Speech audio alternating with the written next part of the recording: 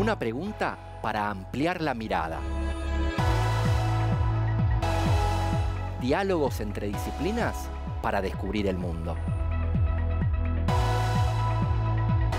Con vos que estás ahí, en tu casa, en las aulas, con los y las docentes. Nuevas formas de conocer, otros modos de aprender. Seguimos educando.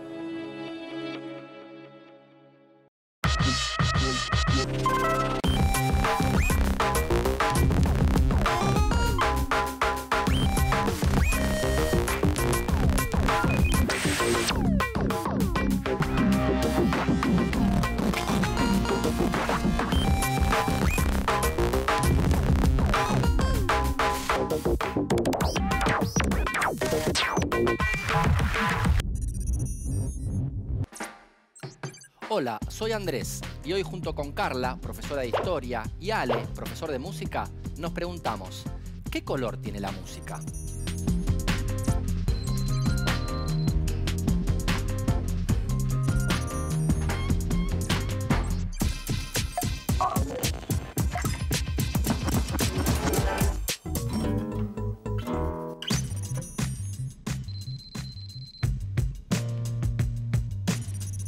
Sé que la música africana tuvo gran influencia dentro de lo que es la samba y la rumba. Por otro lado, el estilo de música europeo influenció bastante en los ritmos como el vallenato y el bolero. Sé que cuando los europeos trajeron como esclavos de África acá a Latinoamérica, se fueron mezclando como las distintas culturas que tenían África, Europa y los originarios de acá.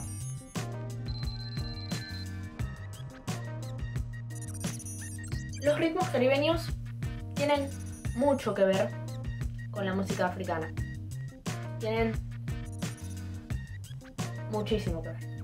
El bolero, el vallenato, la rumba, la samba, el tango también tienen gran influencia africana. Yo conozco el folclore, el tango, la chacarera y la salsa.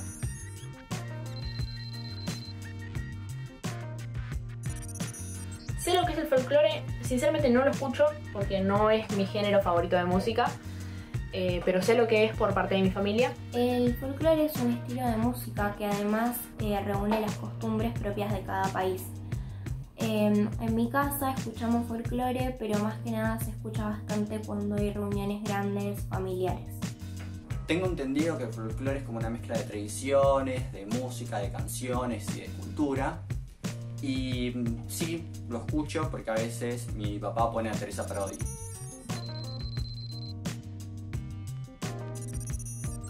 Los tres son distintos géneros musicales pertenecientes al norte de Argentina, a Perú y a Bolivia. Sé que son distintos tipos de bailes que son muy similares entre sí y también que estos bailes justamente se bailan en fiestas, en carnavales, entre otras cosas. Creo que la milonga, el candombe y el tango están fuertemente influenciados por la cultura afro. Creo que el tango tiene raíces afro y también tiene raíces afro la chacarera.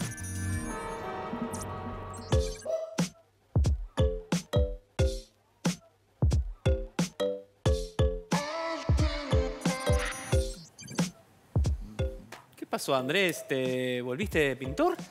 No, pero es que escuché que íbamos a hablar sobre qué color tiene la música, así que me vine preparado.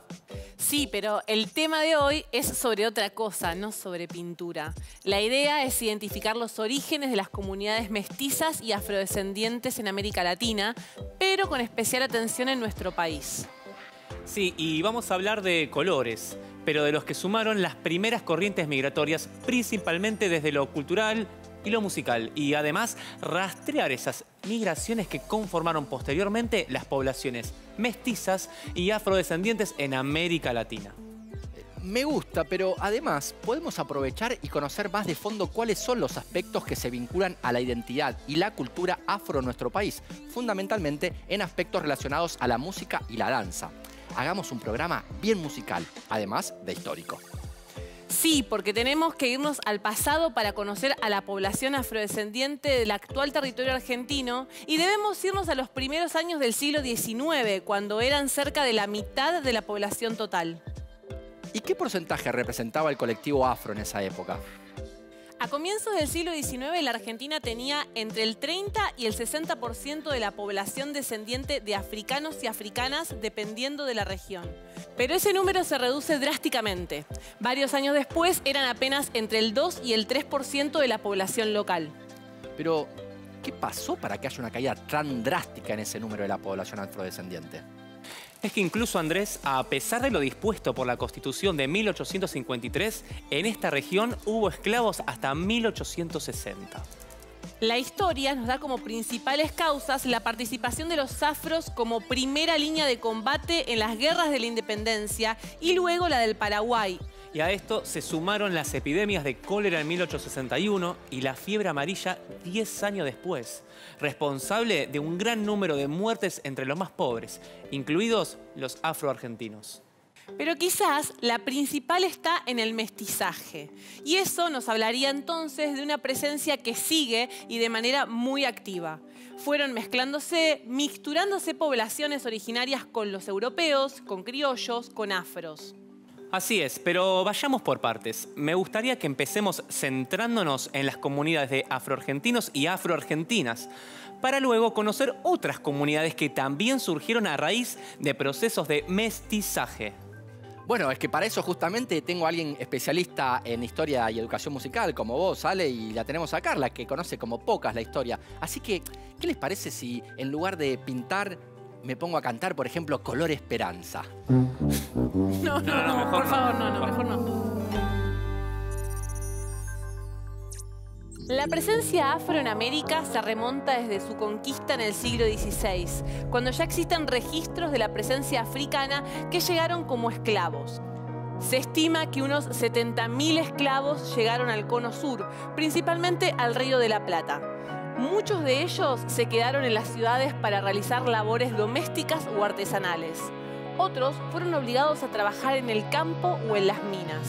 Negada su presencia, fueron vendidos en las costas, muchos de ellos enviados a trabajar a plantaciones, como empleados y empleadas para los hogares, pero también a estancias rurales como mano de obra esclavizada. Pero la llegada al actual territorio argentino se da por varias vías y a regiones diferentes. Según el Centro de Estudios Africanos de la Universidad Nacional de Córdoba, los principales recorridos de los africanos llegados al actual territorio argentino fueron: un primer grupo de africanos llegaba desde el puerto de Lima, traídos desde el Caribe por barcos portugueses o españoles, desde la costa africana, e iban hacia la ciudad de Córdoba. Un segundo núcleo que llega desde Brasil y que va a ingresar hacia Córdoba, que es el gran centro de distribución de esclavos. De ahí se los llevan a Chile o a Potosí, que es el centro de mayor atracción por mano de obra y desarrollo de la minería. Desde el siglo XVIII la situación cambia por las políticas de la corona española con la habilitación del puerto de Buenos Aires en 1713, donde se forma un asiento de esclavos. En 1726 se va a fundar la ciudad de Montevideo como puerto de esclavos específicamente. Con el tiempo se fueron consolidando sociedades multiculturales por todo el continente americano. Originarios, blancos europeos y africanos comenzaron a mezclarse y fueron apareciendo los mestizos, o sea, hijos de indígenas y blancos, los mulatos y los ambos, hijos de indígenas y afros. Esta sociedad colonial, dividida en castas definidas según los orígenes étnicos, excluía de derechos a quienes no pertenecían a la minoría blanca privilegiada. A pesar de esto, es de destacar el aporte crucial de los esclavos y sus descendientes al desarrollo económico, cultural y político del país. Sin embargo, hemos construido una identidad nacional basada principalmente en la herencia europea. La historiografía liberal puso de relieve la naciente república y dejó atrás la colonia. Lo cierto es que se ha creado una imagen muy fuerte y errónea de que todos los que vivimos en este territorio somos blancos, venimos de europeos y que no hay otro tipo de aporte étnico a la conformación nacional. Se inicia también desde mediados del siglo XIX por parte del propio Estado un proceso de negación, ocultamiento y de invisibilización de los afrodescendientes. Una vez que tenemos una idea de cómo fue la historia de aquellos esclavos que llegaron a la Argentina, debemos preguntarnos cuáles fueron las influencias migratorias en las prácticas musicales de nuestro país. La Argentina está dividida por regiones y cada una de ellas cuenta con una determinada corriente de influencia cultural y musical. En el norte está muy influida por la música andina, en el este por la música chilena, en el noreste por la música paraguaya y la región central con gran influencia europea y un poco africana. En relación a las migraciones africanas, el actual territorio argentino podemos diferenciar 3 periodos. Las devenidas del proceso de conquista y colonización desde fines del siglo XV e inicios del siglo XVI, ya vistas en este programa. Desde fines del siglo XIX y fundamentalmente desde el inicio del siglo XX hasta mediados del mismo, caboverdianos. Durante el siglo pasado tuvieron lugar las migraciones caboverdianas y se inició el arribo de inmigrantes afro-latinoamericanos a Buenos Aires. En la última década del siglo XX se dio una nueva oleada migratoria proveniente de África que afianzó el movimiento afrodescendiente argentino, siendo este el tercer y último periodo.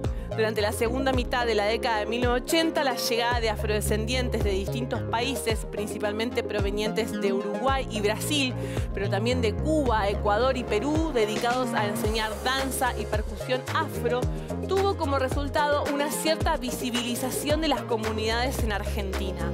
Su labor docente hizo que para la década de 1990 ya existiera un rico campo cultural afro vinculado con la práctica del candombe uruguayo, de la capoeira y de distintas variedades de danza afro como la brasilera y cubana.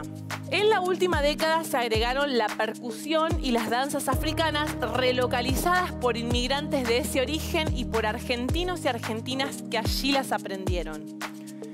El último Censo Nacional de Población, realizado en el año 2010, registró 251 personas senegalesas en la Ciudad Autónoma de Buenos Aires y 459 en total en Argentina.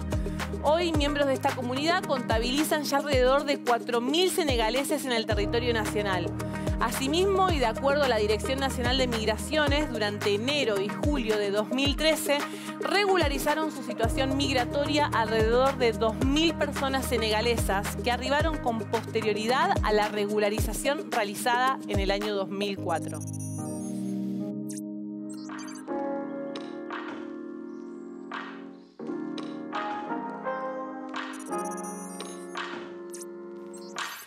¿Qué haces, Andrés? No me digas que vas a querer pintar el globo terráqueo. Mirá que los países ya vienen con colores. No, es que quiero ponerle color a este programa, como a la música, pero eso de ponerle color es un hecho figurativo. Hablo de poner mixturas y cambios, pintar una realidad distinta a la que había, pero ahora desde un enfoque artístico, musical y cultural.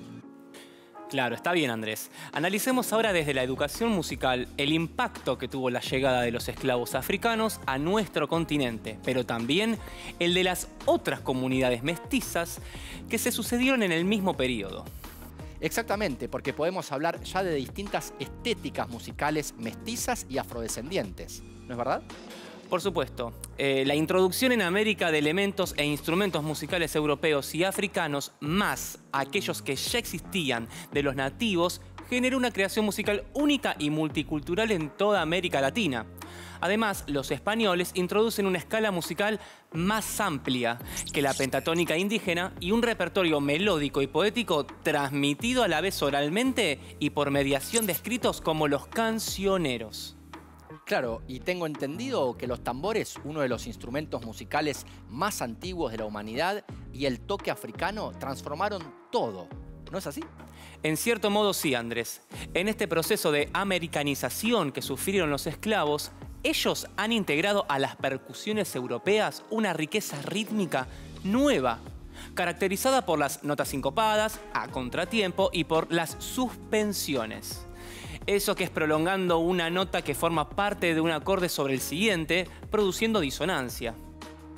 Tengo una duda. ¿Estas estéticas invaden todos los niveles de la sociedad o solo en el ámbito de la música?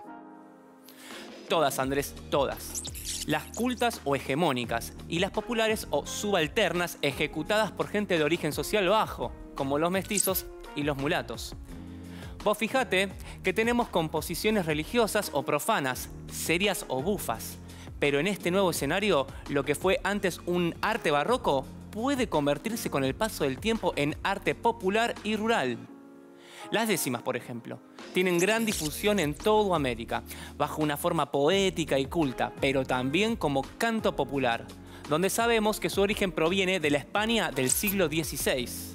Las estéticas musicales mestizas y afrodescendientes son el fruto de aportes diversos indígenas, africanos y sobre todo europeos. Acá lo que nos interesa destacar es su importancia para la construcción de identidades locales, culturales, criollas, híbridas y, sobre todo, en sus aspectos profanos, religiosos, festivos y populares. Pero, ¿cuáles fueron esas estéticas religiosas y profanas? Primero que nada, me gustaría retomar la influencia de algunos de los instrumentos que participaron en este proceso de transculturación musical. Están los traídos por los españoles, como las chirimías, sacabuches, bajón, orlos, cornetas, violas, guitarras, violines, arpas y hasta el órgano. También los instrumentos que los religiosos introducen en la liturgia, siendo la guitarra el más profano de ellos, junto con las percusiones aborígenes y africanas. Un proceso que seguramente revoluciona el espacio religioso. Exactamente. Pero gracias a una institución arcaica como las cofradías y las hermandades, se expande en el espacio público también. Paralelamente, la música profana, gracias a la guitarra y sus diferentes variedades, se difunde entre los españoles, pero también entre los mestizos y criollos. Te tiro un dato histórico curioso que me pasó Carla detrás de escena. Se dice que en 1584, en Buenos Aires, recién fundado por Juan de Garay, se vende un terreno por un caballo y una guitarra.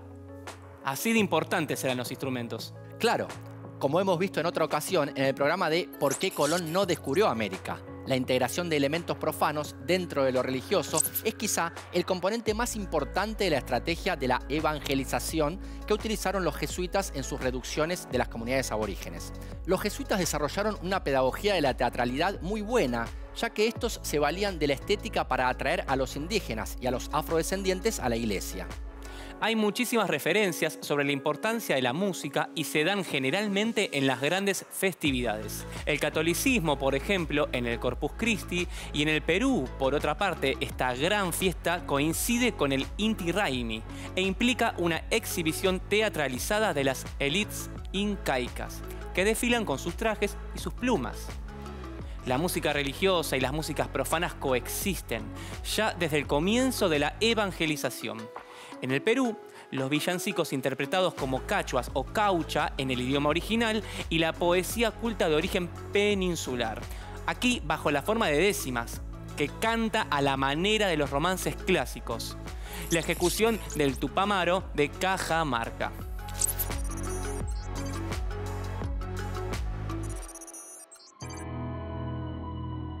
Como venimos hablando, los colonizadores traían consigo sus propias tradiciones, costumbres y manifestaciones musicales.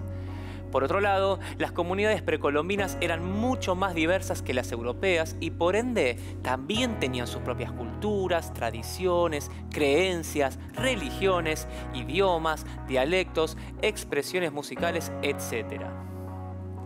Y si ponemos el foco a finales del siglo XV hasta la actualidad, se ha ido produciendo un continuo, sistemático y amplio proceso de interacciones e integraciones culturales europeas, ya sea con España, con Francia, Inglaterra, con Portugal e Italia a la cabeza, pero también asiática, norteamericana, caribeña y africana. En la música de los países latinoamericanos y caribeños se van integrando algunas de estas culturas a las autóctonas de cada país, produciéndose procesos de transculturación muy fuertes, donde claramente la música fue una de las protagonistas principales en este proceso, que fue adoptando con características propias en cada nación y a su vez en cada región. Esta diversidad de tradiciones culturales ha promovido la creación de nuevas formas y manifestaciones artísticas y musicales. Por ejemplo, la música en Cuba es una compleja síntesis de interacciones culturales que con el devenir del tiempo se fue creando una nueva cultura musical, sobre la base de su propio folclore expresado en nuevos géneros, expresión de una identidad cubana y de elevada calidad. Es acá donde surgen los géneros musicales más importantes de la música cubana, con influencia hispánica y africana, que son la rumba y sus variantes, guaguancó, yambú y columbia. Por otro lado, lo referido a la tradición africana se mantuvo en cabildos y barracones, conservando una música ritual y festiva que se mezcla con la cultura española. De la música en Ecuador, anterior a la llegada de los conquistadores europeos, se conoce muy poco. Se tiene una lejana idea de lo que fue la música preincaica, por la existencia de algunas tribus donde no ha llegado la influencia de la civilización moderna. Los indígenas ecuatorianos conservan hasta hoy costumbres de mucho tiempo atrás. Su vestimenta, su idioma, sus tradiciones y su cultura musical. Perduran sus danzas, sus melodías y sus instrumentos. Pero más tarde, con la colonización, los españoles introdujeron guitarras, bandolín, arpas y construyeron un órgano en Ecuador con finalidad religiosa. Estos forman parte de la cultura musical ecuatoriana en la actualidad. Bolivia es uno de los países de América Latina que mantiene viva grandes estructuras culturales de la época precolombina. Además, es un país multiétnico y multicultural con una producción musical diversa. Existen más de 12.000 comunidades indígenas actualmente. La música popular tiene influencia de la herencia de las antiguas culturas que allí habitaron. Igualmente podemos mencionar a las etnias quechuas y aymaras que se mezclaron con la cultura española y con el arribo de los primeros esclavos a una zona muy concreta de La Paz, en la que vivían los yungas. Y ahí surge la tradición cultural afroboliviana, dando origen a la saya, una manifestación musical que deriva a la danza de los caporales. Una danza que ridiculiza al capataz negro de los esclavos de los yungas, basada en movimientos muy ágiles con el cuerpo, donde los hombres dan saltos y patadas y las mujeres desfilan con un constante movimiento de la cintura. Al principio del siglo XX surgen nuevas creaciones musicales de origen criollo en festividades religiosas y populares, tales como la cueca, el bailecito, el calullo, el bolero de caballería, el bolero boliviano, etc. La música en Colombia está, como la mayor parte de las manifestaciones artísticas del país, influenciada por elementos españoles, indígenas y africanos. Las manifestaciones musicales pueden dividirse en dos grandes regiones: música del interior y música de los litorales, Atlántico y Pacífico. En ambas vertientes se encuentran rasgos de la cultura española, africana y originaria, y podemos rescatar instrumentos de influencias directas con comunidades nativas, preexistentes y los africanos, como la marimba de chonta, los cununos, los bombos y los guasás, como así también la de los españoles como el arpa, el oboe, violines, clarinetes, entre otros. Por otro lado, Colombia cuenta con 1025 ritmos folclóricos, increíble, ¿no?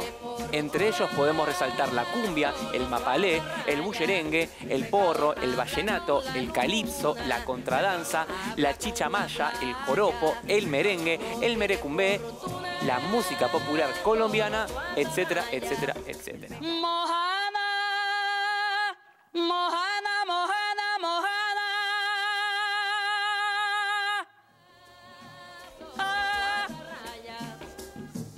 La cumbia es el ritmo que salió del apareamiento musical África indígena. Por eso es que se toca la cumbia con gaitas,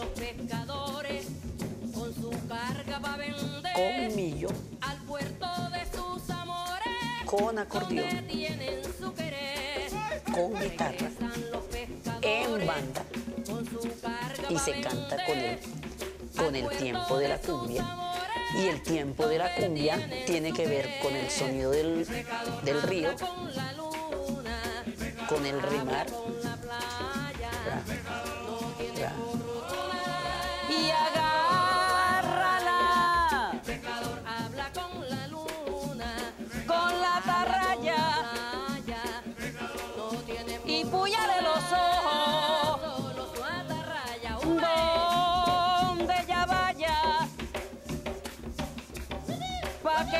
nunca más se olvide de mí. Sin música no se puede bailar. Por eso es que los músicos se ponían en el centro para poder apreciar a las bailadoras y tocarles a las bailadoras para que las bailadoras bailen bien. Y los hombres aprendieran lo que significaba, porque la danza es imitativa, cómo es que se conquista a una mujer, porque esa es la cumbia.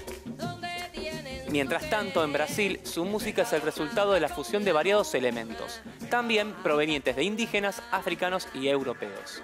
La música de los nativos no representa un aporte significativo en la formación del lenguaje musical brasileño. Sin embargo, la innata musicalidad africana y su extraordinario sentido del ritmo y de la improvisación confieren a la música de este país de un carácter y sabor auténticamente regionales. De la música europea, el principal aporte proviene de Portugal. La cultura y el folclore del país lusitano serán de vital importancia en la constitución de la música brasileña. Uno de los elementos característicos de la música de Brasil es la compleja y extraordinaria riqueza rítmica de los cantos y bailes. El ritmo es ágil y predominantemente sincopado. Por otra parte, de raíz africana está el batuque, el lundú primitivo, la conga, la machille, de notable parecido con el tango. A la misma fuente pertenecen, además, los rituales afro-brasileños, que son la macumba, el candomblé y las congadas. Por otro lado, tenemos a la samba, que es un género de música danzada que nació en Brasil y es el baile nacional. La capoeira es una expresión cultural afro-brasileña que tiene aspectos como la danza, el arte marcial, la música, acrobacias y expresión corporal. Toda la escena está dirigida por el toque del berimbau, que es un instrumento musical que se parece a una arpa algo rústica, que simula una intención de ataque, defensa y esquiva, al mismo tiempo en que se exhiben habilidades, fuerza y autoconfianza, con la colaboración del compañero atacante. Este arte marcial es, después del fútbol, el deporte más practicado en Brasil. La música del Uruguay encuentra sus raíces en el folclore pampeano y litoraleño argentino. A diferencia de lo que se cree, Uruguay siempre tuvo música nativa, desde los tiempos de su poblamiento criollo, pero lamentablemente hay poquísimos registros debido al exterminio constante que ha sufrido desde la llegada del europeo a América. La cultura gauchesca se encargó de dotar al país de un cancionero rioplatense criollo desde el periodo colonial. Por otra parte, está la fuerza musical más importante del país y no es más que la de los esclavos africanos y su influencia tanto musical como cultural. Las manifestaciones musicales tuvieron básicamente 3 etapas. La primera se la llama etapa secreta y está constituida por la danza ritual africana, el culto a sus dioses y a sus espíritus ancestrales, y que desaparece con la muerte del último esclavo africano, ya que no es conservada por sus descendientes. Estas ceremonias eran acompañadas por el ritmo de un gran tambor llamado macú. La segunda etapa corresponde a la inclusión de grupos de instrumentistas y danzantes afro en las procesiones religiosas del culto católico de origen europeo y a las danzas calenda, bámbula o chica, que darán lugar al surgimiento del candombe. Y por último, la etapa vinculada a la formación de las sociedades de negros y a las comparsas que participaban en los festejos del carnaval a partir de 1870. El término candombe y otras denominaciones como tambos, tangos y candomes coexistieron durante todo el siglo para referirse en forma genérica a los bailes y danzas diversas de los africanos y sus descendientes criollos.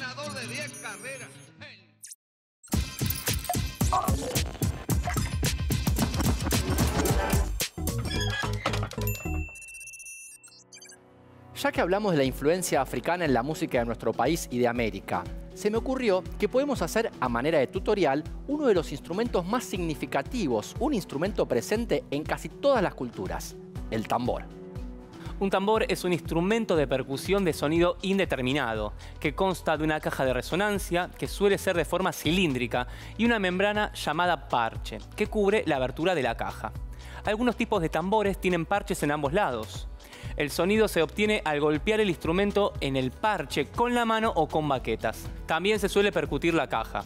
En muchas culturas tradicionales, los tambores tienen una función simbólica y se utilizan en ceremonias religiosas, y se cree que fue el primer instrumento musical fabricado por el hombre. El más antiguo encontrado data del año 6000 a.C.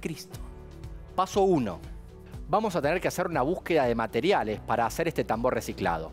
Tómate tu tiempo y hay que conseguir las siguientes cosas: lata grande, cuero, tijeras, cinta adhesiva y cuerda. Paso 2. Fíjate si necesitas ayuda con algo, pero si lo necesitas podemos hacerlo con un adulto. Cortamos 2 trozos redondos de cuero, teniendo en cuenta que el borde tiene que tener un sobrante de por lo menos 3 centímetros que luego debe colgar. Pueden marcar la zona que deben cortar usando la lata como molde y dejando después un sobrante como dijimos antes. Paso 3. Con ayuda del perforador hacemos unos agujeros que estén a la misma distancia entre ellos para poder poner la cuerda. Fíjate que no estén muy cerca del borde para que después con la tensión de la soga no se rompan. Paso 4. Introducimos la cuerda en ambos trozos de cuero, uniendo el de la parte superior y el de la parte inferior, apretando y atando un nudo en el extremo. La idea es que el cuero quede bien tenso de ambos lados. Listo. Ahora ya pueden deleitar a tu familia y amigos con el concierto de percusión con este tambor de material reciclado que es muy simple de hacer.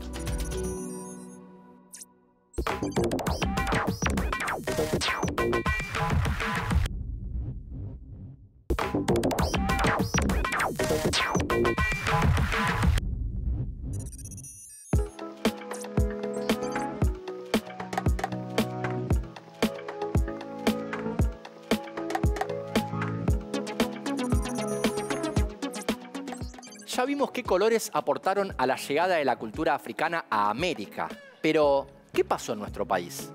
La herencia de los afrodescendientes se vuelve más visible en los legados que ha llegado hasta nuestros días.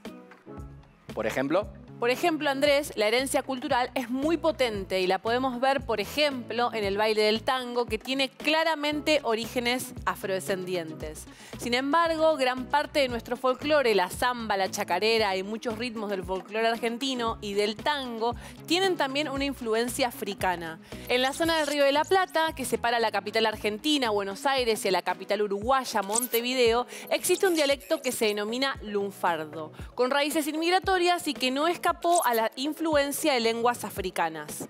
Claro, como hablan los viejos tangueros o los tangueros viejos, palabras nuevas, así, al berre, al revés. Claro, y también hay palabras de nuestro vocabulario que han quedado como herencia. Las palabras que el idioma español tomó prestadas de las lenguas africanas surgen con el comercio de esclavos negros en América en el siglo XVI. Una de las lenguas que más han influenciado en nuestro continente ha sido el quimbundo, hablada por los bantúes del centro y norte de Angola. Dado a esta discriminación sobre las lenguas de los nativos africanos y un posterior mestizaje con la abolición de la esclavitud en América, se produjo un fenómeno que los lingüistas denominan pidgin, que después se transformó en lenguas criollas. Las lenguas criollas son un fenómeno que se produce cuando entran en contacto 2 lenguas. Exactamente, pero la dominante no ofrece a los hablantes todos los elementos lingüísticos, sino que los dota con aquellos con los que los amos tratan a los esclavos. En cambio, las lenguas africanas, las dominadas en sentido lingüístico, se quedan como las lenguas que utiliza la población. ¿Esto ocurrió con la primera generación de esclavos? Sí. Pero luego, cuando empezaron a nacer sus hijos, resultó que era el único idioma que les quedaba como lengua materna y entonces el pidgin se convirtió en lengua criolla. En América Latina se produjeron variantes de lenguas criollas según cada región y según los aportes africanos, especialmente de lenguas de África Occidental, actualmente Nigeria, Gambia, Angola y el Congo, entre otras. Entre algunas palabras a las que los lingüistas les otorgan un origen afro, se encuentran vocablos como quilombo, milonga, candombe, samba, marimba, tango, matungo, mandinga, dengue o mucama.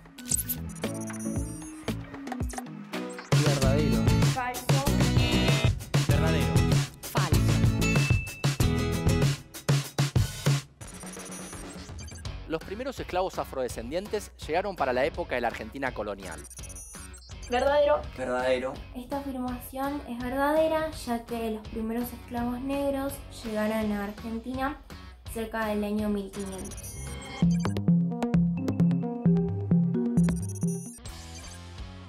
Falso. Los primeros esclavos llegaron casi en conjunto con la conquista de América, desde el siglo XVI.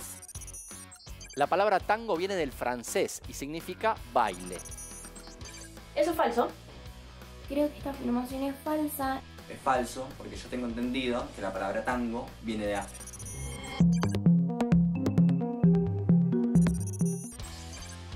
Falso.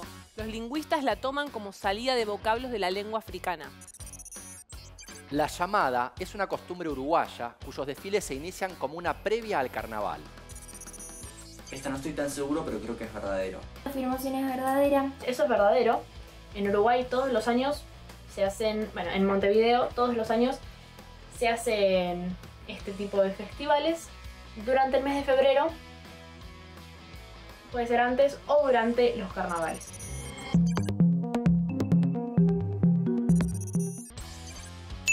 Verdadero. El desfile de llamadas es una fiesta popular de candombe que se realiza todos los años en Uruguay en el mes de febrero, durante la época de carnaval. La capoeira es un baile, pero también un arte marcial. La afirmación es verdadera. Es verdadero. Esta es verdadero, porque yo tengo un conocido que hace capoeira.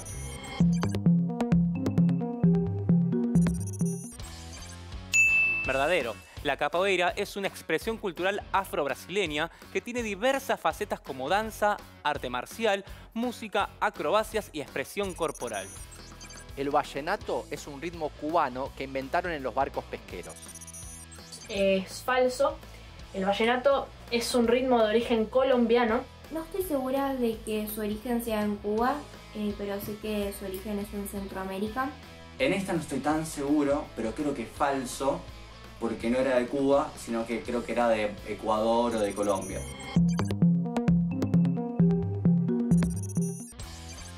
Falso. El vallenato es un género musical autóctono de la región Caribe de Colombia, con su origen en la antigua provincia de Padilla.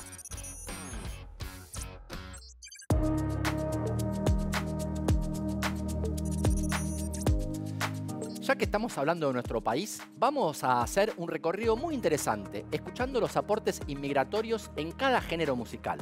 Comencemos.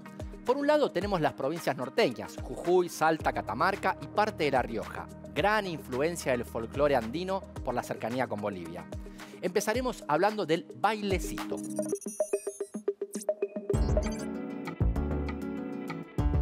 El bailecito es un género musical que se caracteriza por representar en la práctica la denominación de su nombre, que es bailar.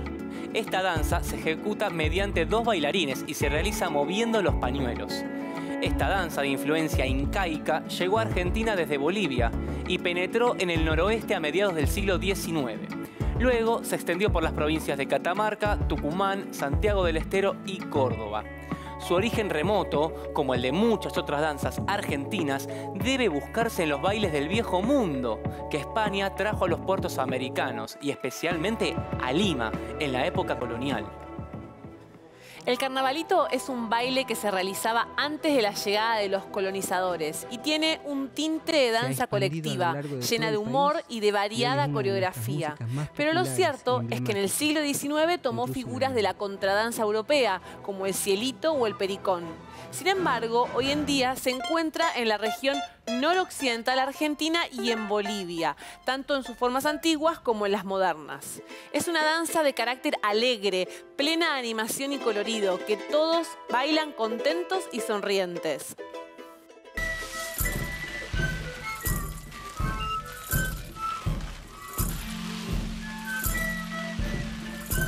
Viva, viva, viva Huella, viva, viva su durazno. Viva, viva, viva Huella, viva, viva su durazno. Huella con sus colores y también con sus hermanos. Huella con sus colores y también con sus hermanos. La cueca es hermana de la samba argentina. de la chilena, de la marinera peruana y de otras danzas similares.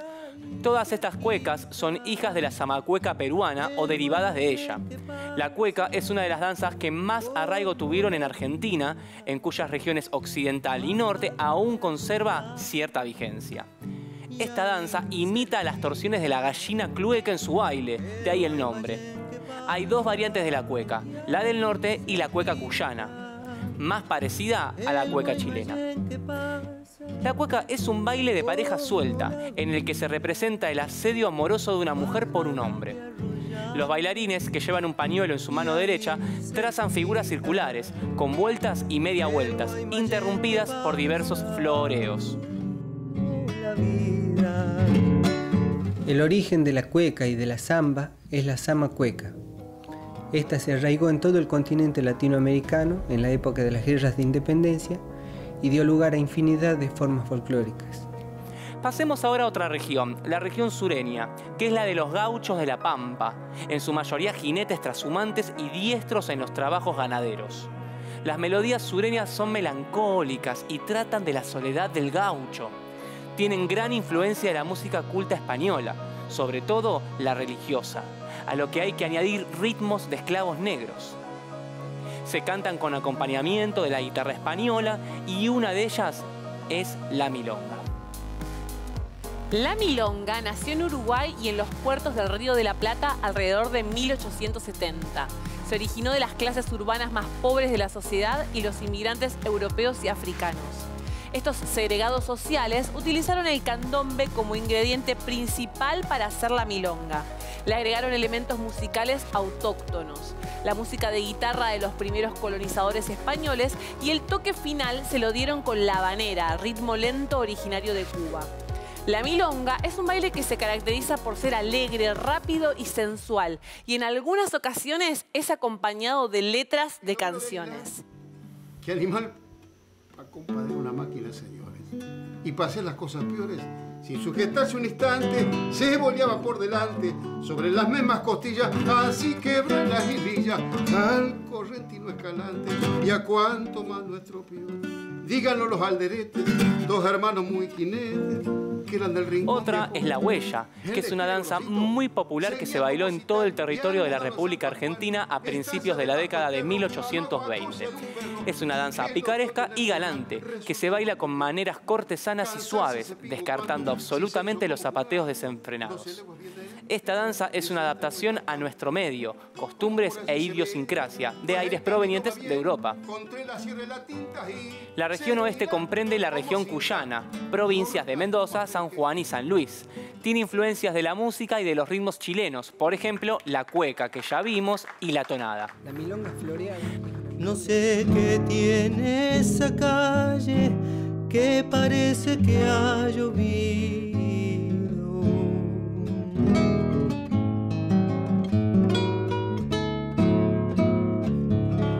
Habrá llorado un amante que lo han echado al olvido. Habrá llorado un amante que lo han echado al olvido.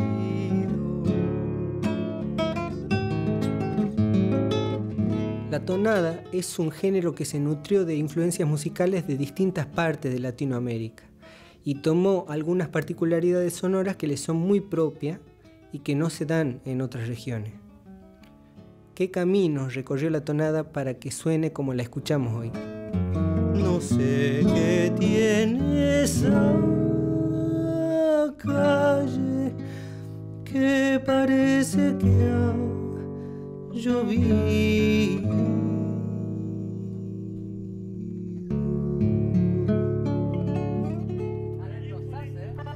Pasemos ahora a la región noreste más conocida como el litoral. Está cercana al Paraguay y comprende las provincias de Misiones, Corrientes y Entre Ríos y la zona de las provincias de Formosa, Chaco y Santa Fe. Obviamente está influenciada por la música guaraní. Su instrumento principal es el acordeón. Y en cuanto a sus géneros musicales, encontramos El chamamé es una especie de polca acompañada de acordeón traído desde Paraguay y que le canta a la tierra en formas descriptivas. Es la música de las provincias de Corrientes y Misiones, aunque se extiende por el Chaco y el norte de Santa Fe. Es tal vez el baile popular que más se baila en la actualidad y el único que, al igual que el tango, permite que la pareja se abrace durante la danza. Otra originalidad es la utilización del acordeón como instrumento básico, lo que denota la influencia de otras corrientes europeas.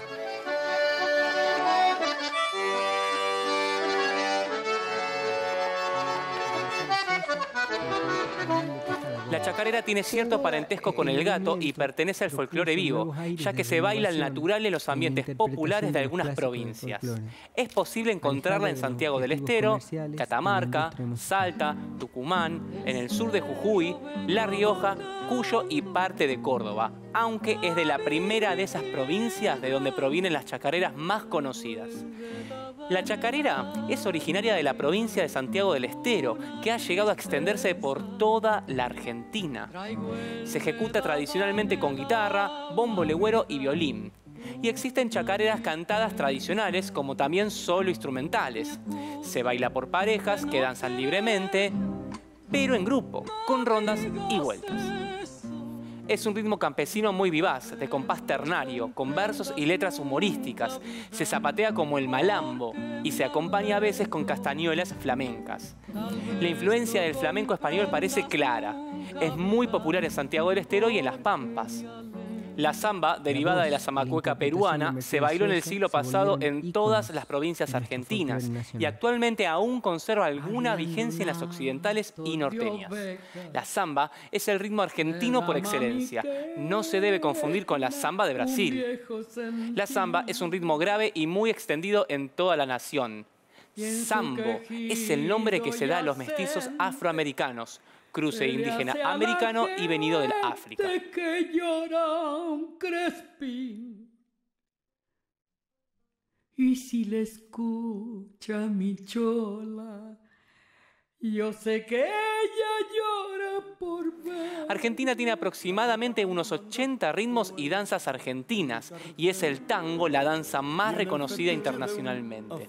El tango es un baile rioplatense de pareja enlazada, forma musical binaria y compás de 2x4. Es una danza criolla que comenzó a bailarse a finales del siglo XIX como modificación del tango andaluz que llegó a Argentina hacia 1888. El nombre de tango aparece hacia 1836 en el sentido de reunión de gente de origen africano para bailar al son del tambor llamado tango, quizás derivado del verbo tañer, tocar un instrumento musical de percusión o de cuerda, en especial una campana. En los candombes o fiesta popular de la población de origen africano en el Río de la Plata se llamaba a la música de orquesta tocá tango, que sería como tocar tambor. Es probable que el nombre tango sea una voz onomatopéyica. El tango es tristeza que se baila, resentimiento, soledad, esperanza, desesperanzada y un largo sin embargo, esperanzador y resignado. Los primeros tangos tenían mucho que ver con el ambiente lupanario, desde sus títulos hasta sus letras, recogidas por la tradición oral. Eran muy vitalistas.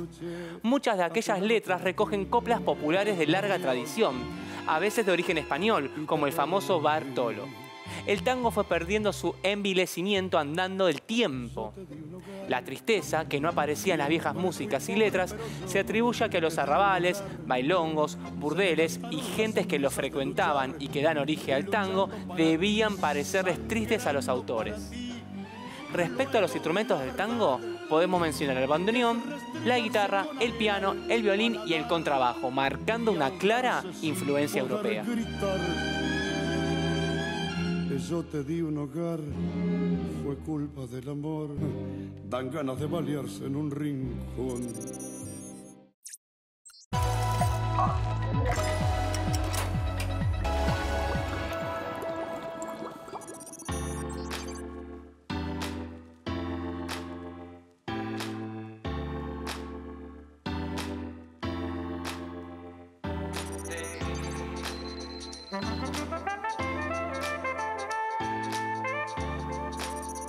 Para hablar del legado afro, tenemos que hablar antes de lo que fue el comercio triangular, es decir, la llegada de personas esclavizadas a América.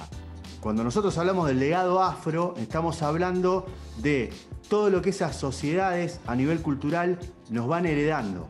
Básicamente, el hacer música en conjunto y la idea de que la música no sea exclusiva de personas que estudien música, sino que el legado afro en la música tiene que ver con la posibilidad de que todos y todas podamos estar haciendo música en grupo.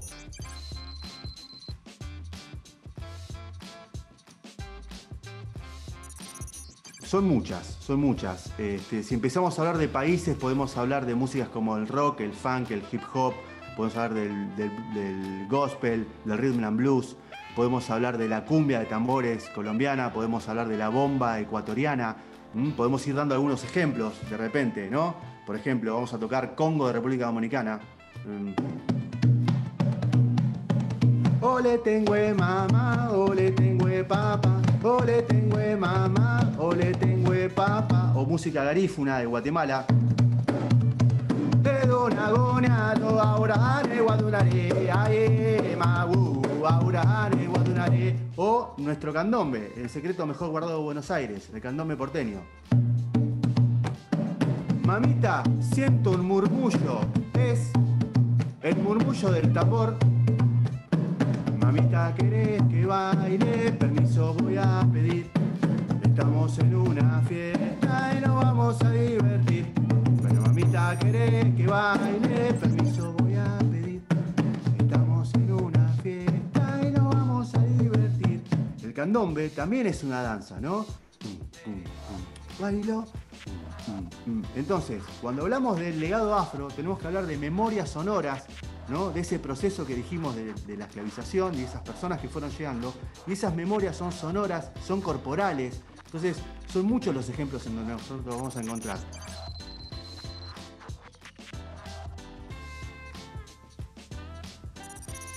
La música afro, digamos, tiene un rol muy importante para la sociedad, porque estamos hablando de que las sociedades afro en general son comunidades que nosotros denominamos audiocentradas, es decir, en sociedades en donde la música y el aspecto auditivo tiene un rol muy importante. Por ejemplo, no solamente para reunirse, digamos, cuando uno hace música desde el punto o desde la perspectiva afro, hace música en grupo, no es esto que estoy haciendo yo ahora, sino que yo toco un tambor y el tambor llama a otros tambores, ¿no? Y el retumbar es en conjunto, sino que también el tambor, ¿no? No es simplemente un objeto, no es simplemente una membrana que vibra, y yo lo que estoy haciendo acá, desde la perspectiva afro, no es percusión, sino que estoy tocando el tambor. ¿Por qué? Porque el tambor es un medio de comunicación con la ancestralidad. Es a través del tambor que se retumban historias y que se transmiten mensajes.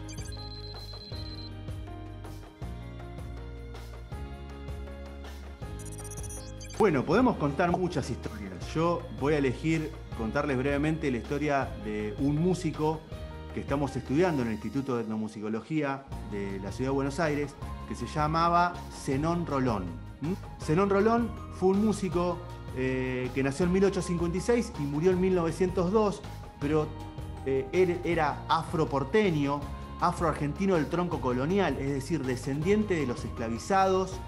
Y en 1870, esto es muy curioso, se va a estudiar música a Italia y estudia música sacra, música académica, y compone muchas cosas. Él también escribió como una especie de manifiesto, como un pequeño librito que se llamó Dos palabras a mis hermanos de casta, en donde él también, de alguna manera, se transforma en un intelectual de lo que era el movimiento y lo que es el movimiento de la negritud. Y Zenón Rolón, de alguna manera, se interpone en esas discusiones políticas, más allá de ser un gran músico, de haber compuesto y de habernos legado un candombe, que es el único candombe escrito que quedó de aquella época, que suena algo así.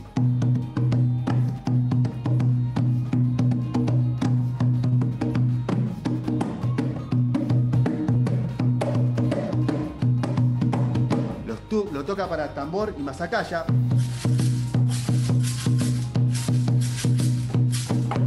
Esto que acabo de decir es exclusivo, porque es un material exclusivo e inédito para el programa que preparé, porque me iban a preguntar por un músico del siglo XIX, y esto es un toque, y es hasta ahora el único toque que tenemos escrito de lo que sería fines del siglo XIX. Así que esto es un gran obsequio para ustedes.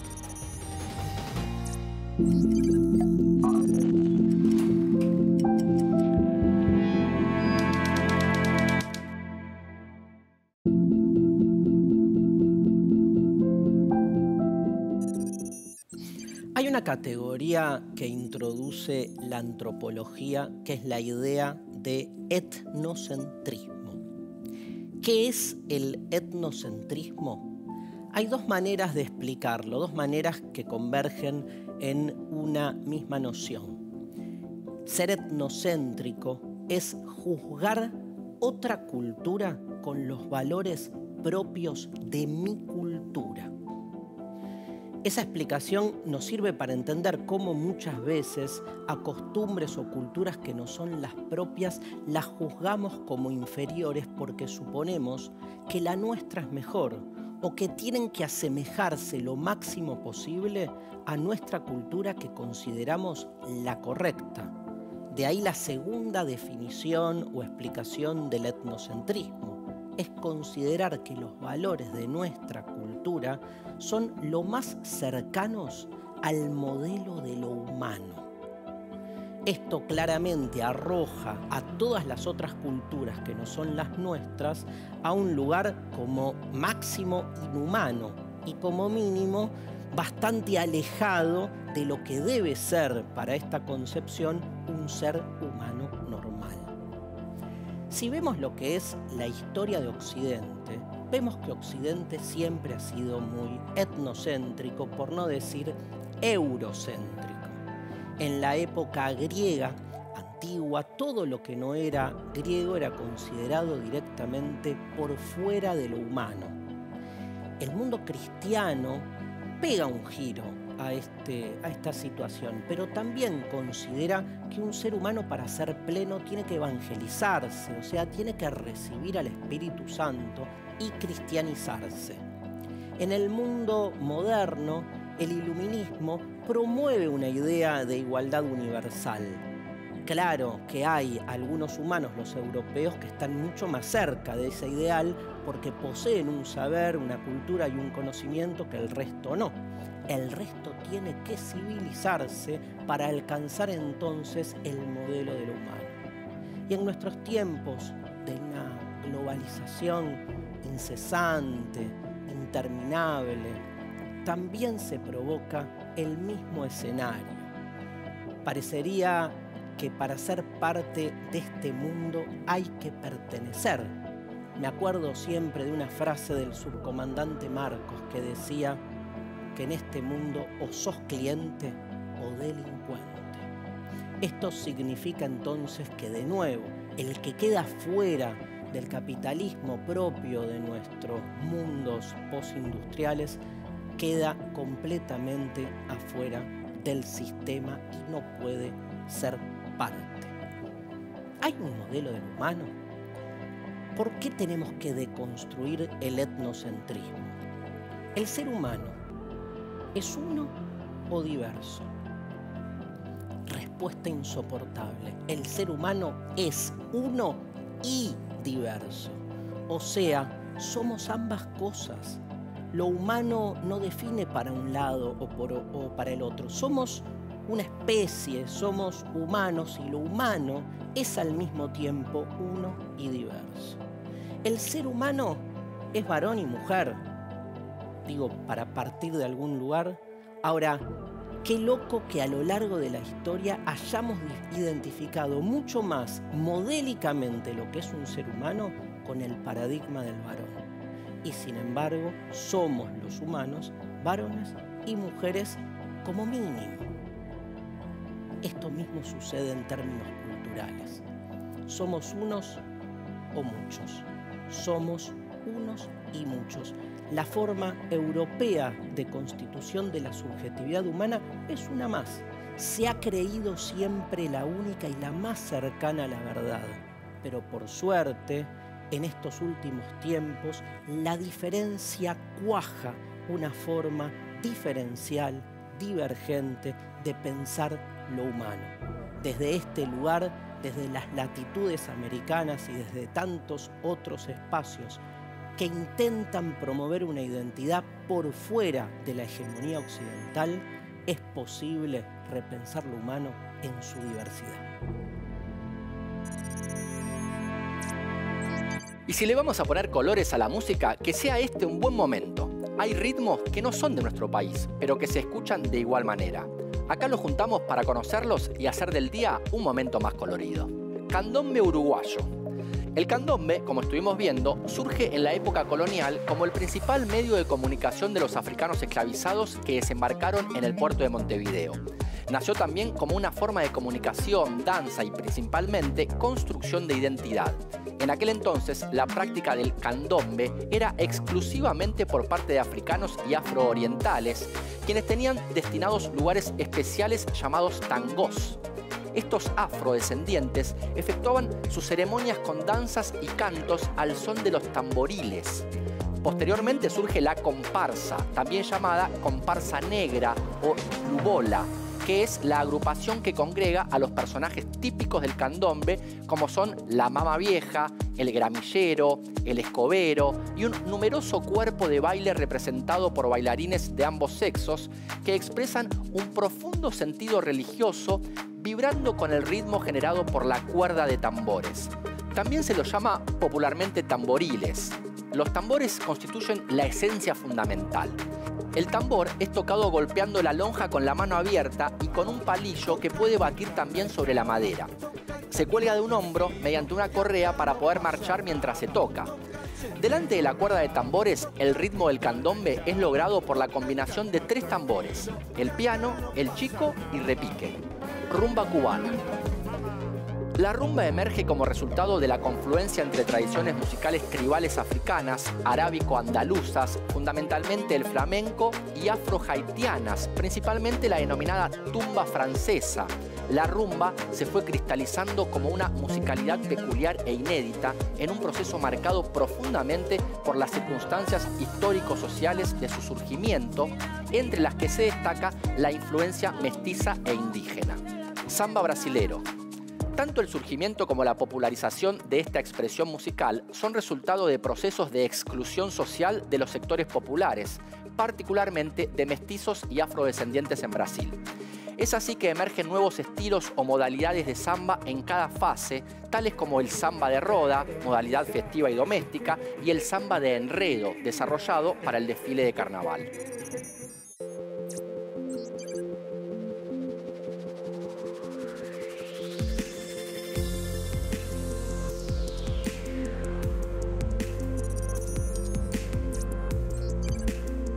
A lo largo de todo el programa, hemos visto cómo Argentina, América Latina y el Caribe entraron en contacto con diversas culturas como consecuencia de la conquista, y esto se produjo a manera de choque. Ese contacto violento entre culturas produjo una variedad de consecuencias de diferente índole: políticas, sociales, culturales, económicas, religiosas, lingüísticas, entre otras. Me gustaría recordar unas palabras de Simón Bolívar en el discurso de Angostura el 15 de febrero de 1819. No somos europeos, no somos indios, sino una especie media entre los aborígenes y los españoles.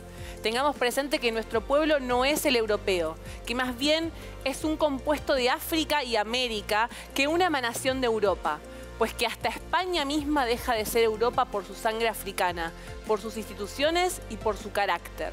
Es imposible asignar con propiedad a qué familia humana pertenecemos. El europeo se ha mezclado con el americano y con el africano, y este se ha mezclado con el indio y con el europeo. Nacidos todos del seno de una misma madre, nuestros padres difieren de origen y en sangre. La frase "es imposible asignar con propiedad a qué familia humana pertenecemos" se podría interpretar como el primer testimonio de la radical novedad de las sociedades latinoamericanas, la autoconciencia de una sociedad y una cultura distintas, propias de la historia postcolombina. Allí está la matriz del proceso histórico que alumbró el más grande mestizaje de la historia, poniendo en marcha una nueva sociedad basada en nuevos órdenes sociales, humanos, políticos y culturales. Y es acá, Andrés, donde la música como lenguaje expresivo y comunicativo por excelencia se encargó de amalgamar esta variedad de consecuencias. La música es la portadora de voz a lo largo de todos los procesos sociohistóricos y precolombinos hasta la actualidad, ya sea desde los acontecimientos, sentimientos, creencias, costumbres, nuevos modos de identidad y una infinidad de significados, representados en el arte de la creación musical. Claro, en este sentido la creación musical, que surge tanto en Argentina como en todos los lugares donde se produjeron procesos de transculturación, está íntimamente ligada a nuevas formas de expresión. Y desde el punto de vista del arte musical, las nuevas formas de prácticas musicales son realmente muy ricas y muy diversas, con la influencia de un sinfín de elementos provenientes de diferentes culturas. Y han sido las sociedades quienes, a lo largo de los años y hasta la actualidad, se han apropiado de estas nuevas formas de manifestación cultural, identificándose a través de la música, creando nuevas costumbres y resignificando las ancestrales. Ahora ya sabemos qué color tiene la música en nuestro país y en América. Son muchos, variados, mezclados, y se formaron decenas de colores nuevos, uno más brillante que el otro. Hasta la próxima. Bueno, chicos, ¿y ahora qué pinta? No sé, pero si es por los colores, podemos poner música y hablar un rato. Sí, dale. Dale, sí, a full.